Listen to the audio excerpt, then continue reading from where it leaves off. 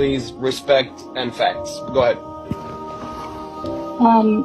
So a couple of facts. I'm American, I'm Jewish, my family lives in Israel. I just lived in Israel for the last 4 months. I got back 2 weeks ago. You dodged the bullet there. Literally. So what I think everyone who's never been to Israel and to Palestine don't really understand, you don't really understand until you go to the territories around the West Bank and around Gaza, and you're close up and you see the wall, and when you see the surveillance, and when you see cameras pointed towards the settlers, just a couple, and then you see thousands of cameras pointed towards the West Bank and to Palestinians, and those cameras are pointed into their homes, like not just the streets, not the public areas, straight into their homes, into their backyards, on their rooftops.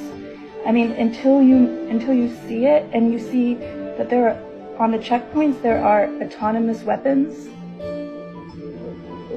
loaded and ready to shoot someone based on video footage, and that those autonomous weapons are pointed on one side.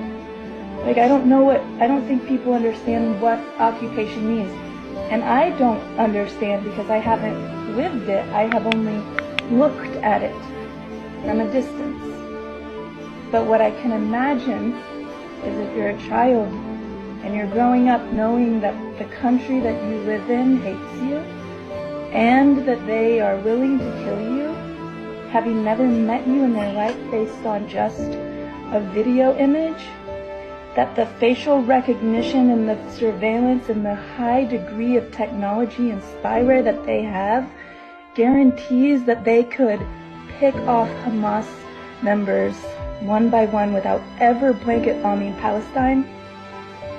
There's no way that this level of intelligence that Israel has doesn't dictate that what they're doing is massacre and it's genocide, and that the occupation is inhumane, and that it's not based in religion, it's not based in who was there first, and it's not based in a tit for tat.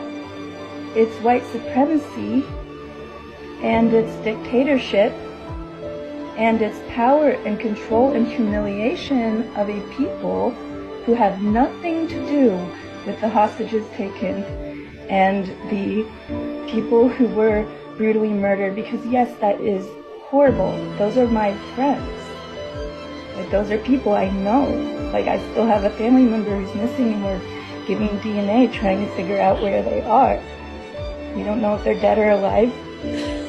But then also I have Palestinian friends who don't have water, who have for years and years now lost loved ones and children and have given birth at checkpoints, and who have been humiliated and dehumanized under an occupation and an apartheid, that if you are a child who grows up in that, why would you not fight for your dignity or stand up for your freaking rights? And if it's about who was there first, then America needs to take a good long look at the reservations that we put all these things Americans into, and the poverty that they live